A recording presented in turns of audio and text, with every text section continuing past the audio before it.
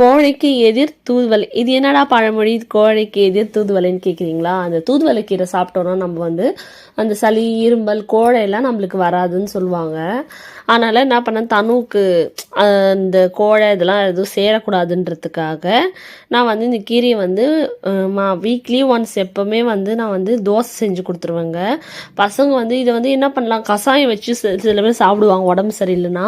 கஷாயம்லாம் வச்சு எங்கள் வீட்டில் யாரும் சாப்பிட்ற ஐடியாலே கிடையாது. சரி, எப்படி அவங்க அதை சாப்பிடுவாங்களோ, நம்ம ஃபுட் ரொட்டீனில் எப்படி நம்ம மாறுபட்டு நம்ம செய்ய முடியுமோ நான் அப்படி செஞ்சுடுவேன். அதனால் எப்போவுமே சாட்டர்டே வந்து எங்கள் வீட்டில் தூதுவளை தோசை தான் கண்டிப்பாக இருக்கும். அதுக்கு மேட்சிங்காக எப்பவுமே கார சட்னி தாங்க செய்வேன். அவன் ஃபஸ்ட்டு நாள் என்ன சொன்னால், அதை நான் கொடுக்கும்போது ஐயோ என்ன இது கலர் ஆகுது, ஏன்னா தோசை வந்து ஒயிட் கலர்லேயே பார்த்தவன் இது என்ன ஒரு கலராக இருக்குன்ட்டு வேணான்னு சொன்னான். அப்புறம் ஒரு நாள் நம்ம வந்து பழக்கம் படுத்திட்டோங்க. அதுலேருந்து இது வீக்லி ஒன்ஸ் நான் செஞ்சு கொடுத்துறேன். எதுவுமே சொல்லாமல் தான் சாப்பிட்டுடுறான்.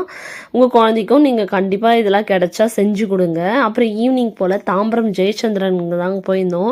ஸ்நாக்ஸ் சாப்பிடவே அங்கே போனோம். அங்கே தான் ஃபஸ்ட்டு நல்லா இருந்துச்சுங்க. அந்த சோளாபுரிலாம் சூப்பராக இருந்துச்சு. இப்போ என்னவோ எனக்கு டேஸ்ட் பிடிக்கல. ஒருவேளை அவங்க சரியில்லையா இல்லை என் வாய் சரியில்லையான்னு தெரியல. அதுக்கப்புறம் பாவ் பஜ்ஜியும் ட்ரை பண்ணோம். அப்புறம் ஒரு சில ஐட்டம்லாம் வாங்கிட்டு வந்தாங்க.